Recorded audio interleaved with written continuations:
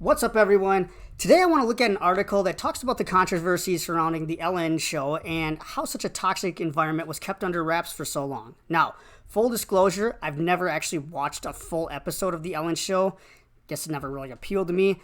But I do know that Ellen herself has always had this sort of super nice, philanthropic reputation. So I was a little bit surprised myself when the news of this story broke. So this article was on Forbes, and it's written by Maria Miner, who does kind of business consulting, leadership development, and I put a link in the description below. So I want to go ahead and see what she has to say, and then give my own thoughts about it. And then if you have any comments, feel free to put it, comment in the video below. So let's go ahead and get right into it. So Ellen is famously known as the Be Kind TV host. Yesterday, many of us were shocked to read the headlines that some employees of the Ellen show spoke about a toxic work environment. 10 plus former and current employees claim issues involving racism, bullying, and intimidation occurred in the workplace. How could this happen without management and leadership being aware? There's a simple explanation. The bully boss has learned to kiss up and kick down. They have fine-tuned this art so well that top leadership has no clue this behavior is going on. Meanwhile, subordinates don't dare speak up for fear of retaliation. A 2019 Monster.com survey reported 90% of surveyed employees reported being bullied in the workplace. Research by the Workplace Bullying Institute has shown that bosses are by far the most common bullies in the workplace. The 2019 Monster survey reported that 51% of the respondents were bullied by a boss and 39% by coworkers. So I want to stop here really quick and put a disclaimer that the article doesn't define what is meant by bullying. Some people think they're being bullied simply because their boss is critical of their work or doesn't allow time off when they request it, or some other reason that I guess, we have to be really careful about how we define bullying. So, but it doesn't really surprise me, though, that a great deal of people feel bullied at work, especially by their boss. So continuing on, bully bosses know how to play company politics. They have two kinds of personalities, one for their superiors and another for subordinates. The kiss-up boss's personality is typically extroverted, personable, and an all-around great person to his or her superiors. They are convincing, conniving, and have manipulated themselves tightly into the company network that no one in top leadership would suspect or believe they are a bully. Perhaps this is why the executive producers of The Ellen Show were shocked by the allegations and replied, "We are truly heartbroken and sorry to learn that even one person in our production family has had a negative experience." They said, "It's not who we are and not who we strive to be and not the mission Ellen has set for us."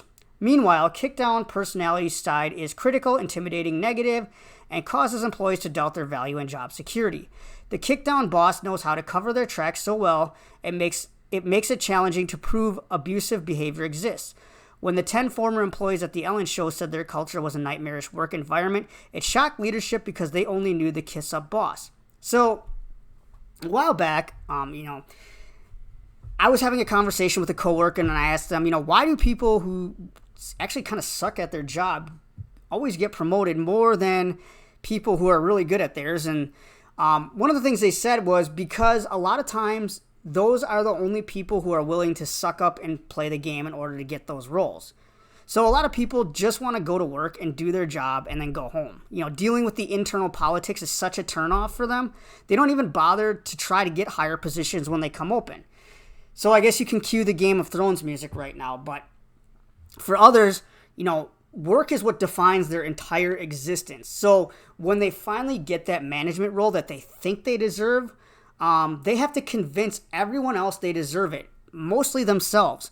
So in order to assert their dominance, they have a tendency to want to control everything and everyone around them. So everyone is fully aware of who the boss is. When they kick up, they can play off that they're cleaning the house and taking a hard line to get things running more efficiently. And their supervisors love hearing this stuff because it sounds like that person is being proactive. That's why we hired this person and they're doing such a great job. They're taking the bull by the horns and making things happen. Even if they inherit a good staff, they'll say things like, well, I actually discovered a bunch of things that weren't as efficient as they could be, so I'm just working to get things back on track. Or, I know that so-and-so is, has always been praised as an employee, but, there's things they could do better and blah, blah, blah. So, these are just, like the author mentions, like Maria mentions, these are just techniques a kick up, kick down supervisor will use to impress their new superiors or their superiors. So she continues on. Another technique the kick down boss may use is by selecting several employees as favorites and treating them exceptionally well. If employees complain of mistreatment, they are discounted by the favorites and told they are overreactive and sensitive. These tactics can pressure employees to avoid speaking up to report this behavior. So the author now goes into what is called a 360 assessment. So instead of the traditional performance review where a supervisor will evaluate the staff, in a 360 assessment, everyone is evaluated by everyone. So if you're a supervisor, you receive an evaluation from your boss, your subordinates, your colleagues. Everyone that is connected to you will evaluate you on your performance in order to give a better picture of how you are actually performing your job. So the author says, the 360-degree management performance review is one to prevent a situation like the Ellen Show. The 360-degree process allows for self-rating, direct reports, peers, and higher management to evaluate the skills of a manager. Typically, 8 to 10 people fill out an anonymous survey rating the capabilities of the manager from different levels in the company. The results allow an overview of managers' behavior and give a picture of strengths and weaknesses. This feedback enables upper management a view of how the manager is doing. The manager can then receive training in needed areas. Had Ellen's company been using the 360-degree evaluation process, the bosses and or coworkers exhibiting unprofessional behavior may have been identified early on. The situation could have been corrected and prevented. The cost of harsh media attention can be crippling and cause irreversible damage to the company's reputation. Unfortunately, the Ellen Show is experiencing the effects of tuning into the reality of a culture and will be paying the price for months to come. So, I think there's a lot of really good things that the author says. Definitely, the 360-degree analysis, I've used those before and they are extremely effective and they are a really great tool. But I do want to mention a couple things. And one is that the author is leaving out, that while the 360-degree evaluation is a great tool, a big reason bad bosses go unchallenged is because their supervisors are actually very well aware of their poor performance, but they just don't do anything about it. In the case of the Ellen Show, I think I would be less surprised if they came out and said, we knew what was happening, but we didn't want to believe it. Bad supervisors don't last long when they have good supervisors.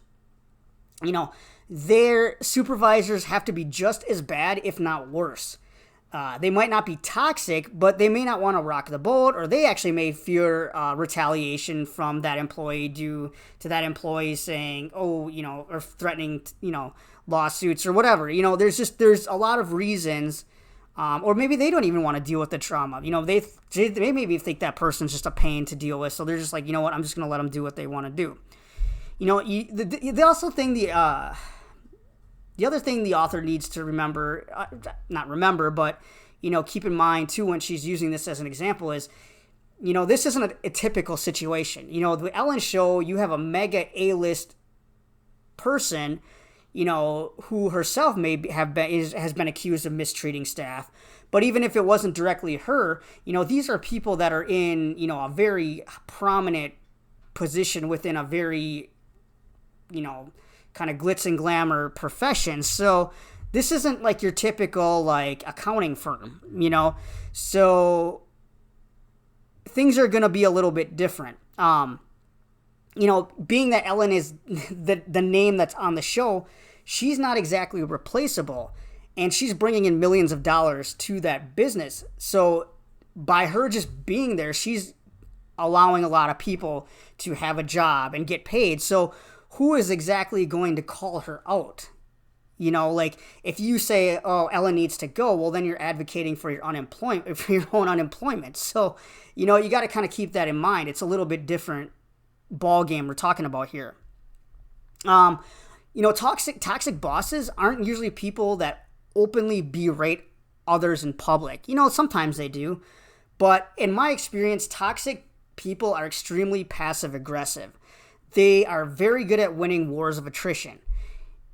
If they don't like somebody, they will consistently and sometimes subtly make life extremely miserable for the person they don't like for a long time until that person just gives up and quits. It's one of those things like they know they're in a position to outlast the other person. And no toxic boss says they're a toxic boss. Usually they'll come across, and this again comes back to that kiss up label that the author talks about is, they're going to come out when they come in, or, they have this, when they're called on the carpet for their behavior, they're going to say things like, well, I just demand high quality from my, I have a high standard for myself and from my staff. It makes them look good because, how do you really refute that? It's really hard the line between being a hard boss and a bully is very, very gray. And it can a lot of times come down to the person on the receiving end's perception. When you have a toxic boss or a toxic culture, Miss Miner recommends documenting everything. And this is really key. When she says everything, she means everything. What time you come in, what time you leave, when you go to lunch, when you clock back in from lunch, what you do. Document things that were said in meetings to you or you said to that supervisor. Save your emails. Like I said, when you have a toxic supervisor, they're going to come up with ways that you don't even think about, or bring up things that you that are so trivial, and it's going to totally blindside you. Like they may say, well, you have a tendency to come in late every time for lunch. Now she may have never ever said anything to you, or she may never have said it, or they may have never said anything to anyone else. But it's things like that are going to come up when you're having those conversations, and it's going to be difficult for you to kind of state your case when they also, just remember too, they're documenting everything. So things have to match up at the end of the day, So if they're constantly saying like, you go to HR and say, oh, I'm having all these issues with my supervisor. And then HR said, well, they've been in here saying, you're late for lunch, or you come in late on Tuesdays all the time, and things like that. And you may not have ever, like I said, never been talked about it before, but it's going to be like, whoa, wait a minute. So then HR is going to be like, well, maybe they do have a reason to be hard on you. So, keep that in mind. So the thing is, unless a boss does something, explicitly illegal, there's very little chance that anything is going to happen. And I hate to break it to you, but really, all you're really doing when you bring things to HR is you're just putting a kind of a target on your back. Because they're going to go to that boss and they're going to tell them what you said, even if they say they aren't.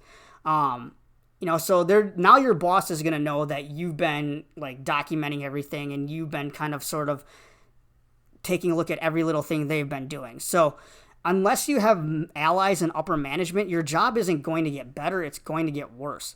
Your supervisor may be nice to you for a little while until things blow over, but, best believe they're thinking of ways to make your life miserable as soon as it blows over. As I said, before, typically their bosses know how they are as a supervisor. So it'll take more than a few people complaining about the work environment. The only reason we know that the Ellen Show was a toxic place is because it's a workplace that has a megastar as an employee. If this was any other workplace, it wouldn't even be in the news. This would just be, okay, that sounds like every other work environment.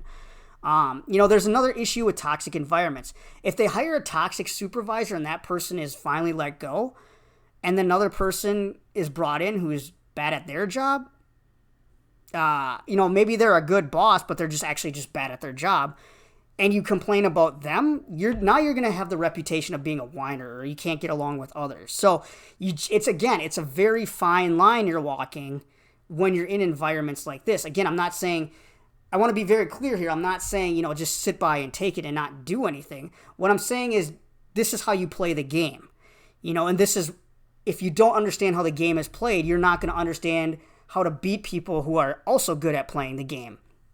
So your best bet is to always do your due diligence when you have a toxic supervisor or you're in that environment that's toxic. Take time to sit down with that boss and hash out your differences one-on-one, and also document the conversation. The reason for this is, number one, it could be you do have a fundamental misunderstanding between you and them. But two, HR will want to know if you tried talking to them and sorting things out. Third, sometimes supervisors, it's hard to believe, but they really can be oblivious to how they're acting. I had a supervisor who came from a really high stress corporate environment into a low key nonprofit role. And it was actually a really big adjustment for them, to kind of see like you gotta kind of pull it back a little bit, So it was an adjustment for them. And once they kind of they've kind of got through that learning curve, they were great. Fourth, if things continue to deteriorate, you can always fall back on that conversation, with your supervisor, saying like, we talked about this and things are not getting better. What do we need to do? So one thing a lot of employees have to learn is what is referred to as managing up.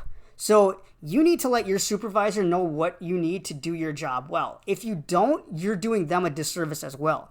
You need to set your boss up for success as much as they need to set you up for success. So in essence, like, it's not top-down management. It's you are having to say, okay, almost like you have to say to yourself, I'm the boss of my boss, and I have to give them the tools they need to help me be successful, if that kind of makes sense. But if you do have a toxic manager or you're in a toxic environment, you have to just ultimately decide if the job is worth it or not. Again, this is why you got to keep your resume updated and be ready to look. If you're a high value employee though, remember you have a lot more power than you think. A high value employee is a lot more valuable to a company than an average manager. So if you go to HR, stick only to the facts, give exact dates and times, what was said, don't do emotion. It's only going to hurt your case. Also, make it clear that you want the relationship with those people or that supervisor to work. Even if you don't really care, you need to make that clear. So there's just a lot of things. Again, this article is a really good reminder, because I think everybody kind of wonders what they can do when they find themselves in a bad situation at work. But again, just document everything, have open conversations, inform HR, but hold no expectations that anything will come from it, and be ready to go somewhere else. No toxic environment is worth your well-being. So with that said, I'm going to go ahead and wrap this video up. I hope you enjoyed it. If you enjoyed this content, please give me a like, comment, or subscribe, or check out the website, www.pbeatty.com, for more information, and also a place to download my free ebook, which is a guide to solving problems. So when you do find yourself in a bad situation, it kind of lays out a process on how you can overcome that issue. So with that, we will see you next time. Have a great day.